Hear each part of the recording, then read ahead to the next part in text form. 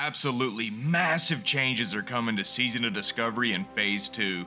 We have some exciting new runes, a free-for-all PvP event, some raid information, no GDKPs, and so much more. Let's discover what we know about Phase 2 so far. Kicking off our video, let's talk about the 10-man raid tier, Gnomergon. We've known for a while now Gnomer was going to be the destination for the raid this phase, however we just learned a ton of exciting new information. Starting day 1, Gnomer will be available to raid right out of the gate. However, Blizzard is setting the first and second lockouts of the raid to be a week long, rather than the normal 3 days we've been accustomed to with BFD. Meaning all of you fellow no-lifers will have less than 1 week to hit 40 in order to not miss a single lockout this phase.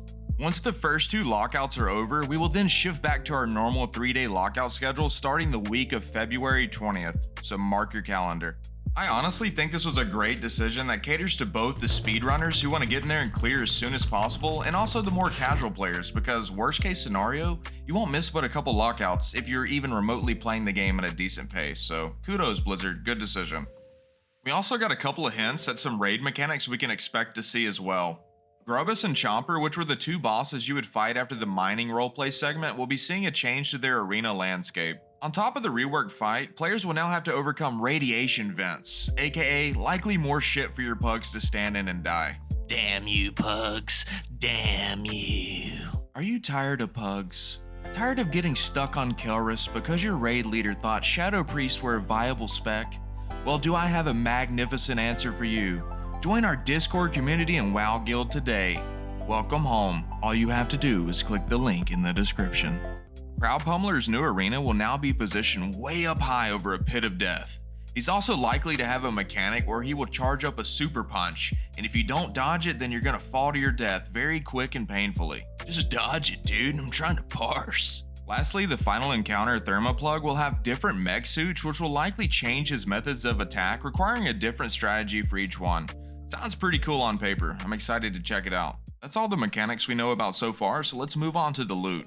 All of you Feral Druid players will rejoice knowing you no longer have to farm Gnomer on raid nights for a manual Crowd Pummeler, which was a massive headache. Taking a page right out of Turtle WoW, we will now be getting the automatic Crowd Pummeler, which increases your attack speed on use for 30 seconds with a 3-minute cooldown now, as opposed to only having 3 usable charges. This weapon looks insane, and I think it's time to level a Druid. Yes please. We will also be getting some flavorful additions such as Wordle's Hardened Core, a trinket with an on-use effect that increases your armor by 1000 at the cost of reducing your move speed by 60% for 10 seconds. Brand new tier sets will become available this phase, with tokens being implemented as well for those unlucky few who always seem to miss out on a piece or two. You'll be able to trade in those tokens at a merchant for the corresponding tier gear, similar to how it worked in Wrath. This is yet another awesome change by Blizzard. Let me look outside. Are pigs flying? What the f is going on, dude? Blizzard actively listening to their player base and implementing meaningful changes? What is this, 2004? There will also be some fun items implemented, such as the epic cosmetic Radiant Ray Reflectors, so you can level up your swag while standing at the auction house. Actually, they look pretty dope. I'm gonna have to cop a pair. All in all, Gnomer is shaping up to be a great raid, and I'm still hopeful they will add optional hard modes for an additional challenge. Ever since Shadow Protection potions were solved, BFD has been on farm, so we need a challenge, Blizzard. Come on. I think some type of progression rating will definitely help with the longevity of the phase and keep your players entertained, so it's a win-win. It's completely optional for you Timmies that don't want to do it. Next on the list is an awesome change to dungeon loot. Alongside the normal loot table, you'll be able to acquire powerful new skill books, which will teach you skills without needing to take up a rune slot. A few examples of these are Testament of Enhanced Blessings, Revelation of Totemic Projection, and Manual of Redirect. I'm hoping there's quite a few of these to get because that's badass. One of my personal favorite changes coming in Phase 2 is the restriction of GDKPs. If you're unfamiliar with GDKPs, it's basically where people would bid on raid items and they would be sold to the highest bidder and the gold would be split between the raid carries. Obviously, this incentivizes gold buying and reward those who do. Very unhealthy in my opinion. In Phase 2, they will not be allowed and I couldn't be more happy. Sorry gold buyers, but you'll actually have to join a guild and make friends if you don't want to deal with pugs each week. What a foreign concept in an MMO. And for you gold buyers, if you want to get down in the comments and flame me, I'm here for the smoke, baby. Bring it on. Let's take a look at some of the runes that have been announced. Some of these are absolutely meta shifting and game changing. I'm not going to cover every single rune that was revealed, but if you'd like a more in-depth video specifically discussing each rune, let me know down in the comments and I'll see if I can make that happen. Starting with the Priest Pain Suppression, this defensive cooldown is historically a must-have during difficult raid encounters and will further enhance an already S-tier class. And speaking of enhance, Shamans, you ask and you shall receive. Two-handed mastery is being added to the game, bringing an on-hit 30% attack speed for 10 seconds while wielding a two-hander.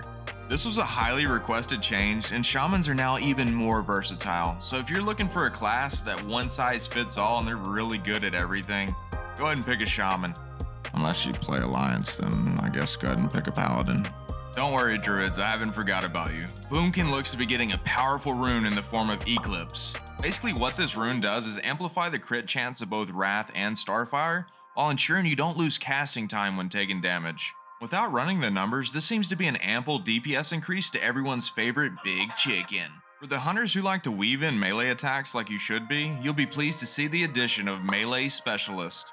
Raptor Strike cooldown reduced to 3 seconds and is now instant cast, Mongoose Bite cooldown completely removed, and Raptor Strike has a 30% chance on each attack to not trigger its cooldown. Good Hunter players just got rewarded even further. Let's not praise you guys too much though, you'll get nerfed again. Alright you Giga Chad Warrior mains, we will be getting Blood Surge, which is sure to make Slam a fun ability to use again. The real question is, what are the odds we get Heroic Leap, boys, huh? Probably slim to none, huh? A man can dream, okay? A man can dream.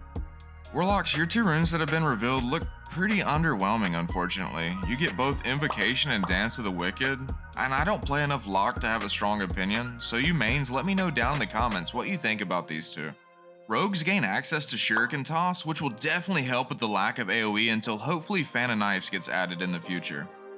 From what I've seen, rogue tanks really need some AoE, so hopefully this helps. Arcane Mage healers are looking to receive some extra love with the addition of Chronostatic Preservation and Missile Barrage. Both will serve nicely with extra damage as well as throughput with your heals. I've covered at least one rune per each class, so let's move on to the next topic, shall we? Well, what about Paladins, dude? What about the Paladins? Okay, fine. Behold the might of Stormwind! You get Sheath of Light and Guarded by Light. You happy? Everyone's favorite Vietnam, Stranglethorn Vale is notorious for being a bloodbath, and it's about to get even more crazy. With the introduction of the Blood Moon, players will take part in a free-for-all PvP event that is similar to Gurabashi Arena, but much larger in scale. The event will take place every 3 hours and last for 30 minutes. There will likely be a debuff placed on larger raid groups, incentivizing smaller group play, which is honestly an amazing change. Also, there's no objectives and your only goal is to kill everyone you see and stack up a currency to spend on epic PvP rewards such as Emberblood Seal and Sanguine Skull Crusher. Judging by the tooltip description, it appears you can only equip one Blood Moon item at a time, so make sure to pick the right one for each situation. And for you mount collectors out there, you'll be able to earn 2 brand new mounts in the form of a cat and a raptor by participating in the Blood Moon event, each with their own unique appearances, so make sure to pick them up. During this event, I can only imagine how freaking cool STV is going to look with a blood red tint, and this is likely where I'll be spending most of my time this phase. I cannot wait for this. Professions will also be seeing some meaningful changes and should shake things up quite a bit. During Phase 2, the cap will be increased from 150 to 225. Players will be able to discover over 20 new non-gathering related recipes, as well as embark on another epic quest chain to unlock more powerful crafted gear. I've always been a huge fan of Professions and super pleased to see Blizzard showing them some love in Season of Discovery. More crafted alternatives, please. I like this. Perhaps the most interesting change to Professions, however, is in the form of gained power for both Alchemists and Enchanters. A couple examples of this shown were Enchanted Sigil, Innovation, and Recipe Mildly Irradiated Rejuvenation Potion. Both of these will bring actual in-combat power to these professions, which is pretty damn dope. Yes, and yes, more of this, please. Did this man beat his meat? Overall, my excitement level for Phase 2 is through the roof. Season of Discovery has been the best thing Blizzard has done since 2019 Classic, and I can only hope this is the blueprint for a permanent Classic Plus experience. The reception has been extremely positive as well, and the numbers on paper for each realm, it's absolutely booming, and I hope they see the demand is there. Keep listening to community feedback and incorporating the changes we want to see, and you'll continue to have a recipe for success. It's that simple. Lastly, if you haven't started playing Season of Discovery, Phase 2 will be an excellent time to start your adventure. There will be a 50% experience buff for your tunes from level 1 to 25, so catching up will be easier than ever. Trust me, if you're on the fence about this version of WoW at all, do yourself a favor and come join in on the fun. If you'd like to see more WoW content and live streams, be sure to hit that like and subscribe button and ring that little bell icon. It's much appreciated. I'll be seeing you in Azeroth.